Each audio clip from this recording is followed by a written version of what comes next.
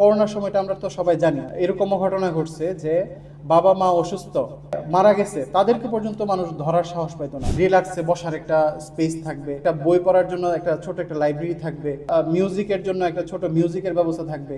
আপনি এই জিনিসগুলো চিন্তা করে দেখেন তো ভৈরব এরকম আছে কোথাও? তো আমি আবারও 5টা পয়েন্ট আপনাদেরকে বলতেছি। দেখেন, 1 নম্বর হচ্ছে ডেডিকেশন, 2 নম্বর হচ্ছে ইনোভেশন, 3 নাম্বার হচ্ছে কনসিস্টেন্সি, 4 নাম্বার হচ্ছে অনেস্টি, এবং 5 নাম্বার যে পয়েন্টটা সেটা হচ্ছে আখিরাতের সাথে কানেক্ট করে কাজ করা।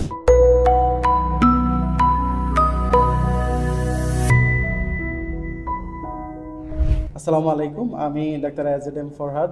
আমি স্বাগত জানাচ্ছি ডাক্তার ইশরাত জাহান হাসপাতালের পক্ষ থেকে। আজকে আমাদের 6th অ্যানিভার্সারি আমাদের হসপিটালের। এই 6th অ্যানিভার্সারি উপলক্ষে আমাদের আজকে দ্বিতীয় পর্বের ভিডিওটি আমি আজকে প্রেজেন্ট করব আপনাদের সামনে। আমাদের দ্বিতীয় পর্বের যে ভিডিওটি, এটার বিষয় হচ্ছে ডাক্তার ইশরাত জাহান হাসপাতাল এবং ডাক্তার ইশরাত জাহান ম্যাডাম। এই যে আমাদের অল্প সময়ের জার্নিটা এবং অল্প সময়ের মধ্যে যে আমরা মানুষকে যে সার্ভটা করেছি এবং এই সার্ভের বিনিময়ে আপনারা আমাদেরকে যে বিশ্বাস ভালোবাসাটা দিয়েছেন, এটা আমরা এত অল্প সময়ে কিভাবে এটা অর্জন করতে পারলাম, আমি আপনাদের সামনে আজকে আলোচনা করব। এবং আমি আজকে ভালো করার অনেকগুলো পয়েন্ট আমি আসলে পেয়েছি। তো এর মধ্যে যে জিস্ট 5টা পয়েন্ট, এই 5টা পয়েন্ট নিয়ে আমি আজকে আলোচনা করব। এবং এই 5টা পয়েন্ট আলোচনার কারণটা হচ্ছে আমরা যদি হচ্ছে আমাদের সার্ভিস, আমাদের ব্যবসা বা হচ্ছে আমাদের চাকরি, হ্যাঁ, এই সব জায়গায় আমরা যদি প্রয়োগ করতে পারি তাহলে আমরা অবশ্যই আমরা সেখানে বেস্ট হব। আসেন আমরা 5টা পয়েন্ট নিয়ে আলোচনা করি এবং আমরা দেখি যে আমাদের অবস্থানে আমরা কিভাবে বেস্ট হতে পারি। ওয়েলকাম করছি আমাদের ভিডিওতে। প্রথম যে পয়েন্টটা আলোচনা করব সেটা যে কোনো কিছুর পিছনে যে সবচেয়ে বেশি যেটা লাগে সেটা হচ্ছে ডেডিকেশন। ডেডিকেশন ছাড়া আসলে কোনো কিছুই সম্ভব না। আমরা আসলে একটা মানুষকে যখন দেখি, একটা মানুষের কিন্তু 2টা পার্ট থাকে, একটা হচ্ছে ফ্রন্ট স্টেজ আর একটা হচ্ছে ব্যাক স্টেজ। আমরা শুধু ফ্রন্ট স্টেজটা দেখি, কিন্তু আমরা এটা বুঝি না একটা মানুষের ফ্রন্ট স্টেজ যতটা সুন্দর হয় তার ব্যাক স্টেজে কিন্তু ততটা বেশি ডেডিকেশন থাকে। মানে ফ্রন্ট স্টেজের সৌন্দর্যটা কখনো ব্যাক স্টেজের ডেডিকেশন ছাড়া আসে না। আমরা সবসময় ফ্রন্ট স্টেজটা দেখি। এই যে ডেডিকেশন, সাপোজ আমরা যদি ধরেন ডাক্তার ইশরাত জাহান ম্যাডামের, তো আমরা ফ্রন্ট স্টেজটা দেখতেছি, ব্যাক স্টেজে যদি যাই একটু, তো আমাদের শুরুতে যেতে হবে। দেখেন, আমাদের ডায়াগনস্টিকটা শুরু হয়েছিল 2019 সালে, আমাদের যে গল্পটা। তো 2019 সালে যখন ডায়াগনস্টিকটা শুরু হয় তখন হচ্ছে আমাদের এখানে ম্যাডামকে দেখাইতে যেসব পেশেন্ট আসতো সবারই একটা খুব চাহিদা ছিল যে ম্যাডাম আপনি একটা হসপিটাল করেন যাতে আমাদের সব সেবাটা আপনার কাছ থেকেই পাই। রোগীদের চাওয়া, এই চাওয়াটার জন্য ম্যাডাম সবসময় চাইতো যে একটা হসপিটাল শুরু করার, কিন্তু এটা শুরু করা হচ্ছিল না। আপনারা জানেন করোনা মহামারী শুরু হয়, সারা ওয়ার্ল্ড ব্যাপী, বিশ্বব্যাপী প্যান্ডেমিকটা শুরু হয়।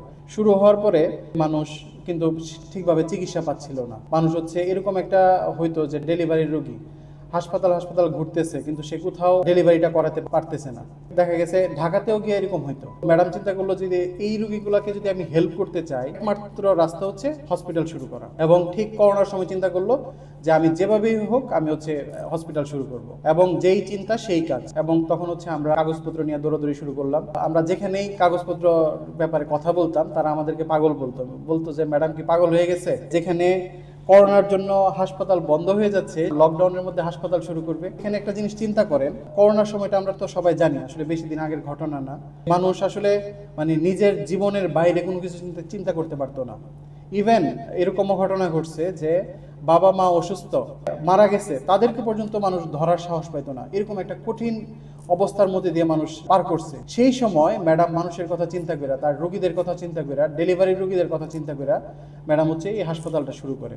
এই হাসপাতালটা শুরুর পরে দেখা গেছে এরকম রেসপন্স করছে যে আশেপাশের মানুষ না, শুধু ভৈরব, কুলিয়ারচর, বাজিতপুরের মানুষ না, আশেপাশের নরসিংদী, ব্রাহ্মণবাড়িয়া, হবিগঞ্জ, নেত্রকোনা, গাজীপুর, দূর দূরান্ত থেকে মানুষ আসতো এখানে সেবা নেওয়ার জন্য, যে না, আমি যদি ডাক্তার ইশরাত জাহান ম্যাডামের হাসপাতালে যেতে পারি তাহলে আমি করোনার মধ্যে আমি একটা সেবা পাবো। যে দেখেন ডেডিকেশনটা, তখন কিন্তু ম্যাডাম পারতো যে সবকিছু গোটায়া যে আমি করোনা হইলে তো মারা যাব, হ্যাঁ, গোটায়া যদি বসে থাকতো তাহলে কিন্তু এটাও পারতো, এটাও একটা অপশন ছিল। কিন্তু ম্যাডাম কিন্তু এটা করে নাই।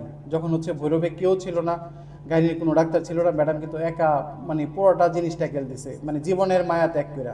হ্যাঁ, এই ডেডিকেশনের জন্যই কিন্তু মানে খুব সহজে আমরা আপনাদের এই আস্থাটা অর্জন করতে পেরেছি। করোনার যে সময়টা, ওই করোনার সময়ের ছবি আমাদের ফেসবুক পেজে এখনো আছে। আমি হচ্ছে করোনার একটা পোস্ট এই ভিডিওর কমেন্ট বক্সে আমি পিন করে দিব, আপনারা সবাই আশা করি দেখবেন, দেখলে বুঝতে পারবেন যে আমাদের ডেডিকেশনটা কেমন ছিল। সেই 2020 সালের পোস্ট আপনারা আশা করি সবাই দেখবেন। তো আসলে আমাদের সব কাজে ডেডিকেশনটা থাকতে হবে, ডেডিকেশন ছাড়া কোনোদিন কোনো কিছু সম্ভব না। কারণ আপনি ফ্রন্ট স্টেজ যার ভালো দেখবেন, তার ব্যাক স্টেজে অনেক ডেডিকেশন, আপনি এটা হিসাব করে শেষ করতে পারবেন না যে তার ব্যাক স্টেজে কত বেশি ডেডিকেশন। আমাদের 2 নম্বর যে পয়েন্টটা সেটা হচ্ছে ইনোভেশন। আমরা যেটা যাই করি, আমাদের যদি ইনোভেশন না থাকে, আমরা যদি নতুন কিছু করতে না পারি, তাহলে এটা কখনোই ভালো করবে না। এটা একদম মানে আপনি লিখে রাখতে পারেন। আমরা যখন হচ্ছে হসপিটালটা শুরু করি, তো ভৈরবের প্রায় হচ্ছে অনেক লাস্টের দিকের হসপিটাল, কিন্তু আমরা এরকম অনেক জিনিস নিয়ে আসছি যেটা ভৈরবে কখনোই ছিল না। আমরা ভৈরবে অ্যানোমালি স্ক্যান, ডুপ্লেক্স স্টাডি এগুলো আমরা শুরু করেছি। এগুলা শুরু করার জন্য আমাদের নর্মালি 3 লাখ বা 4 লাখ টাকার একটা আলট্রাসোনোগ্রাফি মেশিন থাকলে চলে, কিন্তু আমরা যখন এই পরীক্ষাগুলো শুরু করি, তখন আমরা এই পরীক্ষাগুলোর জন্য আমাদের 30 লাখ টাকা দামের একটা আলট্রাসোনোগ্রাফি মেশিন কিনতে হয়েছে। এই যে ইনোভেশনটা, একটা জিনিস নতুন করে শুরু করা, এটা কিন্তু অনেক চ্যালেঞ্জিং একটা জিনিস। নতুন জিনিস শুরু করার চ্যালেঞ্জগুলো আমরা গ্রহণও করছি, এবং চ্যালেঞ্জগুলো আমরা গ্রহণ করতে পারছি দেখে আমরা কিন্তু এগুলো শুরু করতে পারছি। আপনি যাই করেন, ইনোভেশনের কোনো বিকল্প নাই। সাপোজ আপনি ধরেন আপনি একটা কফি শপ করবেন, সাপোজ ধরেন আপনি দেখবেন আপনি ভৈরবে অনেক কফি শপে যাবেন, কিন্তু মন মতো কোনো জায়গা পাবেন না। আপনি একটু চিন্তা করেন যে আমি যদি এরকম একটা স্পেস পাইতাম যেখানে আরামে কফি খাবো, কি কি জিনিস থাকলে ভালো হবে। সাপোজ ধরেন আপনি এরকম একটা কফি শপ করেন, রিল্যাক্সে বসার একটা স্পেস থাকবে, অনেক বন্ধু বান্ধব নিয়ে বসার আড্ডা দেওয়ার একটা জায়গা থাকবে, একটা বই পড়ার জন্য একটা ছোট একটা লাইব্রেরি থাকবে, মিউজিকের জন্য একটা ছোট মিউজিকের ব্যবস্থা থাকবে। আপনি এই জিনিসগুলো চিন্তা করে দেখেন তো ভৈরব এরকম আছে কোথাও? নাই। তো আপনি এই জিনিসটা চিন্তা করে একটা শুরু করেন। এটা শুধু আমি কফি শপের একটা এক্সাম্পল দিলাম। আপনি কফি শপ না, আপনি যেটা করতেছেন আপনি ওইটা নিয়ে একটু চিন্তা করেন, চিন্তা করে আপনি শুরু করেন এবং চিন্তা করেন আমি কিভাবে এখানে ইনোভেট করতে পারি, এখানে আমি এরকম জিনিস নিয়ে আসবো যেটা মানুষ চায় কিন্তু পায় না। যদি ওই রকম চিন্তা করে কোনো কিছু শুরু করতে পারেন, আপনি অবশ্যই ভালো করবেন। মানুষ কিন্তু অনেকের পিছনে লেগে থাকে, এই লেগে না থাইকা, সারাদিন ফেসবুকে পড়ে না থাইকা, ব্রেনকে একটু কাজ দেই, চিন্তা করি, একটু আমার কাজটা নিয়ে একটু চিন্তা করি আমি কিভাবে ভালো করতে পারি, দেখবেন আপনি অটো ভালো করতে পারবেন, এতে কোনো সন্দেহই নেই। তো আমরা আসলে চেষ্টা করব যে আমরা ইনোভেশন করতে পারি। আর দেখেন আমাদের যে নতুন হসপিটালটা, এটাও কিন্তু একটা ইনোভেশন। আমাদেরকে অনেকে বলে মানুষ তো ডিস্ট্রিক্ট লেভেলে এরকম হাসপাতালের কথা চিন্তা করে না। এই যে আমরা চিন্তা করতে পারছি, এটাও কিন্তু আমাদের একটা ইনোভেশন। এবং নট অনলি আমরা হসপিটাল চিন্তা করতে পারছি, আমরা কিন্তু আপনাদের জন্য সিটি স্ক্যান, ডায়ালাইসিস এরকম অনেক সার্ভিসের ব্যবস্থা করতেছি ওইখানে, যেগুলা বিভাগীয় শহর ছাড়া কোথাও নাই। সো আমরা যেটাই করি আমরা অবশ্যই ইনোভেশন করব, ইনোভেশনের কোনো বিকল্প নেই। 3 নাম্বার যে পয়েন্টটা নিয়ে আমি আলোচনা করব সেটা হচ্ছে কনসিস্টেন্সি।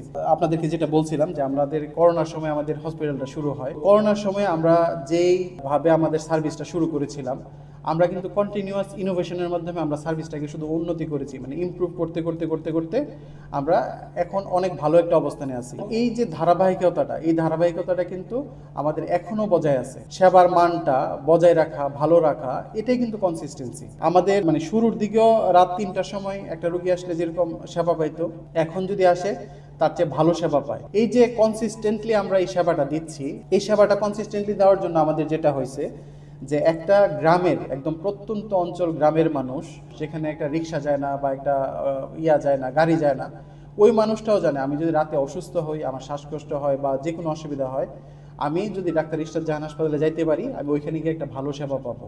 ভালো সেবা দেওয়ার জন্য প্রত্যন্ত অঞ্চলেও ছড়ায় গেছে। তো এটা যদি আমরা একদিন দিতাম, একদিন না দিতাম, 2 দিন বন্ধ রাখতাম, তাহলে কিন্তু কখনোই সম্ভব ছিল না। এটা সম্ভব কেন হয়েছে? কারণ আমরা 24 ঘন্টা, সপ্তাহে 7 দিন, বছরে 365 দিন আমরা এইভাবে সেবা দিচ্ছি। এভাবে সেবা দিচ্ছি দেখা মানুষ এখানে জানে যে আমি যদি ডাক্তার ইশরাত জাহান হাসপাতালে যাই, ওইখান থেকে কখনোই আমাকে ঘুরে আসতে হবে না। তো কনসিস্টেন্সির পরে আরেকটা ইম্পর্টেন্ট যেটা হচ্ছে অনেস্টি। প্রতিটা ক্ষেত্রে আমরা 100% অনেস্ট। আমরা প্রতিটা ক্ষেত্রে পেশেন্টদের সাথে, আমাদের পেশেন্টদের লোকদের সাথে যারা থাকে তাদের সাথে আমরা একটা ক্লিয়ার কমিউনিকেশন করি। ক্লিয়ার কমিউনিকেশন কি?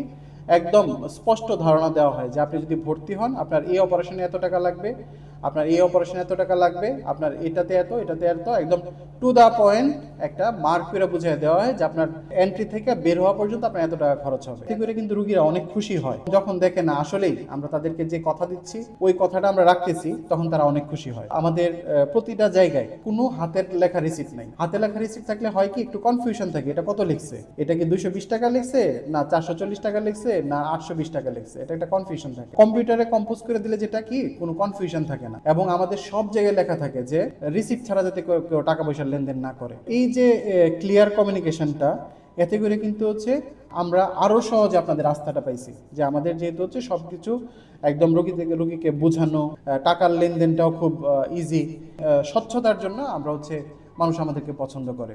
আপনিও যে কাজটা করতেছেন, আপনিও যে মানুষকে সার্ভিসটা দিতেছেন, এখানে আপনি 100% অনেস্ট হন। আপনি যদি এখানে 100% অনেস্ট হন, দেখবেন মানুষ আপনাকে, হয়তো সময় লাগবে, হয়তো আপনার 1 মাসের জায়গায় 2 মাস বা 6 মাস বা 1 বছর লাগবে, কিন্তু আপনি লিখে রাখেন আপনি যদি অনেস্ট হন মন থেকে, আপনাকে 1 বছর পরে হইলো 2 বছর পরে হইলো মানুষ বুঝতে পারবে যে আপনি অনেস্ট। এই লোকটাকে চোখ বন্ধ করে বিশ্বাস করা যায়। 5 নাম্বার পয়েন্টটা হচ্ছে আপনি যে কাজই করেন, আপনি ভাই যদি চাকরি করেন, আপনি যদি ব্যবসা করেন, আপনি কোনো সার্ভিস করেন, আপনি যে কাজই করেন, আপনি এটা মনে করে করবেন যে এই কাজটা করে আমি আল্লাহকে রাজি খুশি করব। আমি আমার কাজটা এরকমভাবে করব, এত পারফেক্টলি করব যে এই কাজটা দিয়া যাতে আমার জান্নাতে যাওয়ার উসিলা হয়। যে কোনো কাজ যদি আপনি এই মাথায় চিন্তা রেখে করেন, দেখবেন আপনি এর চেয়ে বেস্ট কাজ আর কখনো হইতে পারে না। এই যে দেখেন, ম্যাডাম সবসময় বলে যে আমরা যে মানুষকে চিকিৎসা সেবাটা দেই, এই চিকিৎসা সেবাটা আমাদের জান্নাতে যাবার উসিলা হবে ইনশাল্লাহ। আমার কাছে যেটা মনে হয়, আসলে ম্যাডামের বেস্ট কাজ করার একমাত্র অস্ত্র হচ্ছে এটা।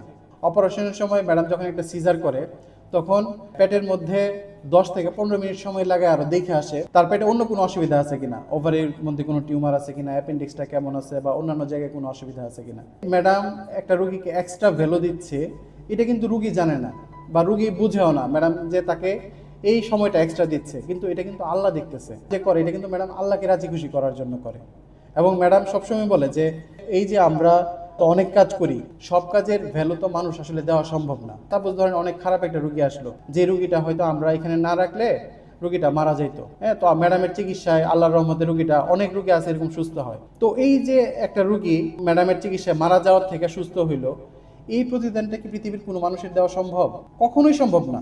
এই প্রতিদানগুলা কে দিবে? এই প্রতিদানগুলো স্বয়ং আল্লাহ দিবে। যাই কিছু করব, চিন্তা করব যে আমাদের এই প্রতিদানটা আমাদেরকে আল্লাহ দিবে। মানুষ দেখ বা না দেখ, পৃথিবীতে অনেক কিছুই আছে যেটার প্রতিদান মানুষের পক্ষে দেওয়া কখনোই সম্ভব না। আমরা চিন্তা করব আমাদের ভালো কাজের প্রতিদানগুলো, আমাদের বেস্ট কাজের প্রতিদানগুলো আল্লাহ দিবে। এই চিন্তাটা করে কাজ করতে পারি, দেখবেন আপনার কাজ বেস্ট হবেই, মানে বেস্ট না হয়ে কোনো উপায়ই নাই। আমরা আগের ভিডিওতে বলছিলাম যে আমাদের টার্গেট হচ্ছে যে আমাদের যে নতুন হাসপাতালটা হচ্ছে, এখান থেকে যে মানুষটা সেবা নিবে, এবং হচ্ছে ম্যাডাম সবসময় বলে যে আমরা মারা যাওয়ার পরে যুগ যুগ ধরে এখান থেকে মানুষ সেবা নিতে থাকবে, এবং যাদের শ্রম মেধা ঘামের বিনিময়ে হাসপাতালটা হচ্ছে, তারা আমরা সবাই মারা যাওয়ার পরে সদকায়ে জারিয়া হিসেবে ওই সেবার সওয়াবটা আমাদের আমল নামে যোগ হতে থাকবে। আমাদের প্রতিটা কাজের পিছনে আমাদেরকে আখিরাতের সাথে কানেক্ট করতে হবে। আমরা যদি আখিরাতের সাথে কানেক্ট করতে পারি, তাহলে আমাদের সেবাটা বেস্ট হবে। তো ধন্যবাদ আমাদের এই ভিডিওটা আপনাদেরকে মনোযোগ দিয়ে শোনার জন্য। তো আমি আবারও 5টা পয়েন্ট আপনাদেরকে বলতেছি। 1 নাম্বার হচ্ছে ডেডিকেশন, 2 নাম্বার হচ্ছে ইনোভেশন, 3 নাম্বার হচ্ছে কনসিস্টেন্সি, 4 নাম্বার হচ্ছে অনেস্টি, এবং 5 নাম্বার যে পয়েন্টটা সেটা হচ্ছে আখিরাতের সাথে কানেক্ট করে কাজ করা। আমরা যদি আখিরাতের সাথে কানেক্ট করে কাজ করি, আমরা বেস্ট হব। দেখেন, আপনি ফেসবুক বাদ দেন, আপনি হচ্ছে পরচর্চা, পরনিন্দা, অহংকার, হিংসা, এগুলো বাদ দেন। বাদ দিয়ে আপনি 5টা পয়েন্টের উপরে আপনার সার্ভিসটাকে যোগ করেন, পয়েন্টগুলো আপনার কাজে অ্যাড করেন, ভাই আপনি বেস্ট হবেনই। আপনি লিখে রাখেন বেস্ট হবেন। বেস্ট হওয়া ছাড়া কোনো রাস্তা নাই। আসুন আমরা এই 5টা পয়েন্ট কাজ করি। আমাদের পরবর্তী যে ভিডিওটা আরো এক্সাইটিং ভিডিও হবে, আমাদের আরো লার্নিং থাকবে এটার মধ্যে, যে আমরা কিভাবে সবাই সফল হইতে পারি। সফলতাটা আমরা জানি না, সত্যি কথা যেটা, সফলতা জিনিসটা কি। নেক্সট ভিডিওতে আলোচনা করব আমরা কিভাবে সবাই সফল হব, আমরা চাইলেই যে সফল হইতে পারি, এটা আপনাদেরকে নিয়ে নেক্সট ভিডিওতে আলোচনা করব। আশা করি আপনারা আমাদের 3 নাম্বার ভিডিওটা দেখবেন। 3 নাম্বার ভিডিও দেখার আমন্ত্রণ জানিয়ে আমাদের আজকের ভিডিও এখানেই শেষ করতেছি। আপনাদেরকে অনেক ধন্যবাদ। আসসালামু আলাইকুম।